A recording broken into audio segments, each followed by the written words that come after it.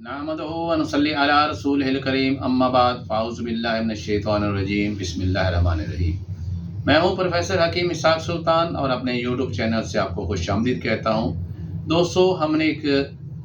Serial شروع کی ہے فالج کے بارے میں۔ چونکہ آج کل میرے پاس بہت سارے سے پیشنٹ آ رہے ہیں جن کو فالج کی شکایت ہوتی ہے، اور کئی سالوں سے، کئی 10 سال سے، کئی 15 سال سے، کئی 5 سال سے اس بیماری میں مبتلا ہیں اور وہ ٹھیک نہیں ہو رہے۔ تو میں نے سوچا کہ ان کے بارے میں ایک سیریل بنائی جائے فالج کے بارے میں، اور فالج کا ایک کامیاب علاج جو ہے وہ آپ کو بتایا جائے۔ عام طور پر یہ سمجھا جاتا ہے کہ ٹانگ جو ہے وہ اگر کام نہیں کر رہی یا بازو کام نہیں کر رہا تو یہ ٹانگ کی بیماری ہے، یہ بازو کی بیماری ہے۔ لیکن حقیقت میں دراصل اگر ٹانگ آپ کے کام نہیں کرتی، موو نہیں کرتی، بازو آپ کے کام نہیں کرتا، تو دراصل یہ ایک دماغی مرض ہوتا ہے۔ ہمارے دماغ کو خون سپلائی ہوتا ہے کرینل وین جو ہے وہ آرٹریز کے ذریعے، یعنی خون کی نالیاں جو ہیں وہ دماغ کو خون سپلائی کرتی ہیں، اور اس کے ساتھ جب خون سپلائی ہوتا ہے تو خون کے اندر جو ہمارے جو نیوٹرینٹس ہوتے ہیں وہ موجود ہوتے ہیں، اور آکسیجن بھی موجود ہوتی ہے۔ اگر آکسیجن چند سیکنڈ کے لیے بھی دماغ کے خلیات کو نہ پہنچے تو پھر وہ ڈیڈ ہونا شروع ہو جاتے ہیں، جس کو ہم کہتے ہیں انفارکشن۔ اور اس کی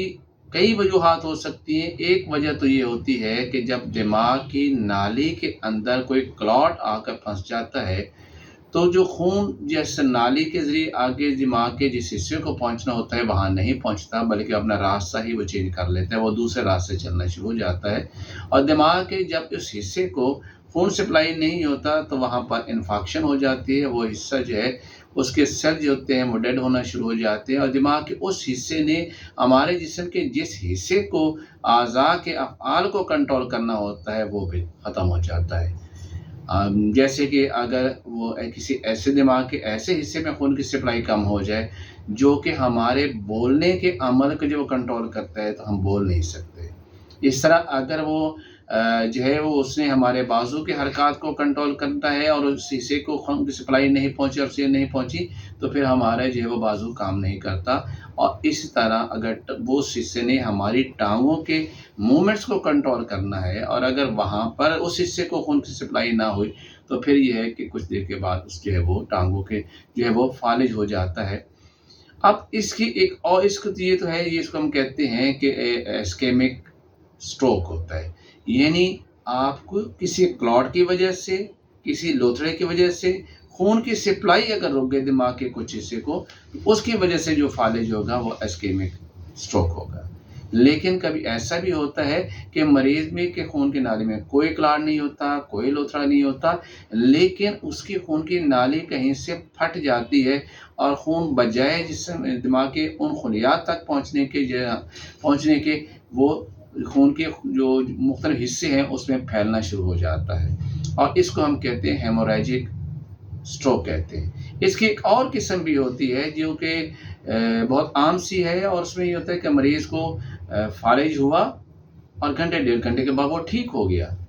اب اس میں ہوتا کیا ہے کہ کلاٹ آیا دماغ کی نالی کے اندر، ایک لوتھڑا دماغ کی نالی کے اندر آیا، لیکن چند ہی سیکنڈ بعد وہ خود ٹوٹ گیا اور خون کی سپلائی پھر پوری جو ہے اس حصے تک ہونا شروع ہو گئی، یعنی وہ حصہ کمزور ہوا تھا چند سیکنڈ کے لیے یا چند گھنٹوں کے لیے، جیسے ہی خون کی سپلائی اس کو پوری ہوئی ساتھ ہی اس جو ہے وہ حصہ دوبارہ اپنا کام کرنا شروع کر دیتا ہے، اور فالج کی اس قسم کو TIA کہتے ہیں، ٹرانزینٹ اسکیمک اٹیک کہتے ہیں۔ لیکن جن لوگوں کو یہ اٹیک ہوتا ہے انہیں آئندہ بڑا ویجیلنٹ ہونا پڑے گا، اپنے آپ بہت زیادہ احتیاط کرنی پڑے گی کہ ایسا نہ ہو کہ بعد میں ایک بڑا سٹروک ان کو ہو جائے۔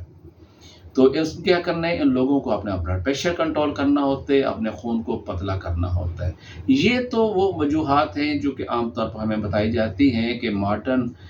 جو طب ہے اس کے روح سے، لیکن طب کی ایک اپنی پیتھالوجی ہے، طب کی ایک اپنا طریقہ علاج ہے، طب کی ایک اپنا تشخیص کا طریقہ علاج ہے۔ جیسے کہ میں نے لاسٹ آپ کو بتایا تھا کہ ہمارے جو طب کے اندر ہے کہ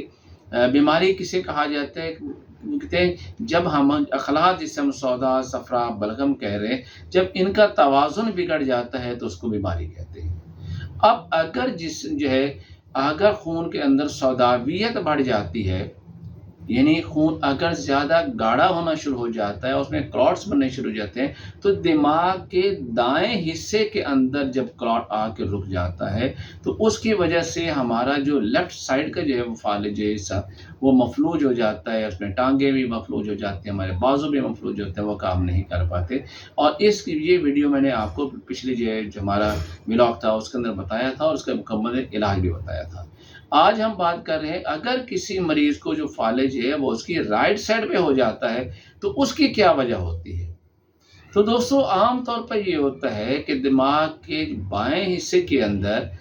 جب ہے وہ خون کی نالیوں میں سوزش واقع ہو جاتی ہے گرمی کی وجہ سے، ان کے مطابق جب صفرا کی زیادتی ہو جاتی ہے اور اس وجہ سے دماغ کی نالیوں کا دماغ کی جو لیفٹ سائڈ ہے اس کی نالیوں میں سوزش واقع ہو جاتی ہے، اس سے وہ نالیاں تنگ ہو جاتی ہیں یا بالکل بند ہو جائیں اور خون کی سپلائی نہ ہو رہی ہے دماغ کے مختلف حصوں میں، تو اس کی وجہ سے ہمارا جو رائٹ سائڈ کا ہے، یہ جو دائیں طرف کا جو حصہ ہے وہ مفلوج ہو جاتا ہے۔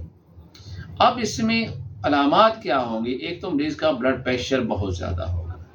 دوسرا یہ ہے کہ مریض جو ہے اس کے بولنے کی جو قوت ہے وہ بھی اس کے ساتھ ہی ختم ہو جاتی ہے، کیونکہ اسپیچ کا جو سینٹر ہے وہ ہمارے دماغ کے جو لیفٹ سائڈ پہ ہوتا ہے۔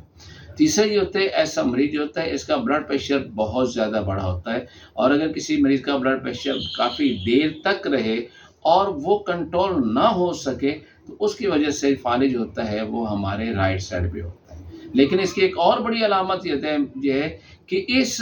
جو ہمارے رائٹ سائڈ کے جو عضلات ہوتے ہیں ان کے اندر تحلیل کی وجہ سے قوت اتنی کم ہو جاتی ہے کہ وہ کسی کو گرپ ہی نہیں کر سکتے، وہ کسی کو اٹھا ہی نہیں سکتے۔ مثلا میرے پاس مریض آتا ہے اور وہ رائٹ سائڈ کے فالج ہے تو میں دیکھتا ہوں اس کا بازو جو ہے وہ ایسے نیچے لٹکا ہوا ہوگا اور وہ کسی اپنے دوسرے ہاتھ کی مدد سے وہ بازو اٹھا ہی نہیں سکتا۔ میں اکثر اس کو کہتا ہوں یہ سامنے پیسے پڑے ہوئے ہیں، آپ بغیر کس دوسرے ہاتھ کے سہارے کے صرف اس پیسے کے اوپر ہاتھ رکھ لیں تو یہ 1000 کا نوٹ آپ کا ہو جائے گا۔ آپ صرف اس کو اٹھا لیں دوسرے ہاتھ کے سہارے کے بغیر تو یہ نوٹ آپ کا ہوگا، لیکن وہ مریض ایسا نہیں کر سکتا۔ تو ایسے جب فالج ہوتا ہے جو کہ گرمی کی زیادتی کی وجہ سے ہوتا ہے، وہ لوگ جو بہت زیادہ گرم غذاؤں کے استعمال کر رہے ہوتے ہیں، وہ لوگ جو بہت زیادہ گرم ماحول کے اندر رہ رہے ہوتے ہیں، وہ لوگ جو ان کو گرمی کی وجہ سے بلڈ پریشر بہت زیادہ ہو رہا ہوتا ہے، تو اس طرح کا جو فالج ہوتا ہے اس میں یہ آپ کے رائٹ سائڈ کا فالج ہوگا، آپ کے دائیں سائڈ کا فالج ہوگا، اور اس فالج کے اندر کیا ہوگا کہ آپ کے احساسات بھی ختم ہو چکے ہوں گے اور آپ کی باڈی کے جو موومنٹس ہیں وہ بھی ختم ہو جاتی ہیں۔ تو اب طب میں ہم اس کا علاج کیا کرتے ہیں؟ اس میں دراصل جو ہم دوائیں دیتے ہیں وہ ہمارے دماغ کو قوت اور طاقت جب دیتی ہیں تو پھر ہمارے جو مفلوج حصے ہوتے ہیں اس کے اندر بھی طاقت آنا شروع ہو جاتی ہے، وہ اپنا کام کرنا شروع کر دیتے ہیں۔ بڑا سادہ سی اس کے ادویات ہوتے ہیں جو آپ کے کچن کے اندر موجود ہوتی ہیں، کوئی ضروری نہیں بہت لمبی لمبی دوائیاں، بڑی مہنگی دوائیاں بھی آپ استعمال کریں، اس کی کوئی ضرورت نہیں ہوتی۔ آپ نے کرنا کیا ہے کہ آپ نے سرنجان شیری لینی ہے، جس کی پک میں آپ کے سامنے دکھا رہا ہوں، آپ اسے اچھی طرح چیک کر لیجئے۔ سرنجان شیری لینی ہے۔ دوسرے نمبر پہ آپ نے سونٹھ لینی ہے۔ یہ سونٹھ کا اثر وہی ہے جو ادرک آپ گھر میں استعمال کرتے ہیں، جب یہ خشک ہو جاتی ہے تو ہم اس کو سونٹھ کہتے ہیں۔ اور تیسری چیز ہے زیرہ، یہ بھی آپ گھروں میں استعمال کرتے ہیں۔ یہ تین چیزیں آپ نے لے کے ان کو الگ الگ پاؤڈر کر لینا ہے اور اس کے بعد ان کو مکس کر لیں، اور چائے والی آدھی چمچ ہے دن میں 3 سے 4 مرتبہ جو ہے وہ آپ نے قہوے سے لینی ہے۔ یہ قہوہ بھی میں آپ کو بتا دیتا ہوں، یہ ساری چیزیں بھی آپ کی کچن میں پڑی ہوتی ہیں۔ اس میں کیا لینا ہے؟ آپ نے سونف لینا ہے 3 گرام، زیرہ سفید لینا ہے 3 گرام، اور سبز الائچی لینے 5 دانے۔ اس کو آپ نے 2 لیٹر پانی کے اندر پکانا ہے، ہلکی آنچ پہ اتنا پکائیں کہ وہ 1 لیٹر رہ جائے، پھر آپ اس کو ٹھنڈا کر کے چھان لیجئے گا، اور دوائیں جو ہے اسی کے ساتھ آپ نے دن میں 4 دفعہ آپ نے لینی ہے۔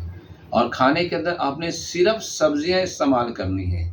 کوئی گرم غذائیں، کوئی گوشت وغیرہ نہیں استعمال کریں گے۔ آپ نے ٹنڈے، گاجر، مولی، شلجم، گھیا توری اور دال مونگ جو ہے وہ استعمال کرنی ہے، اور نمک استعمال کم سے کم کرنا ہے، کالی مرچ، ہلدی، زیرہ سفید، موٹی الائچی،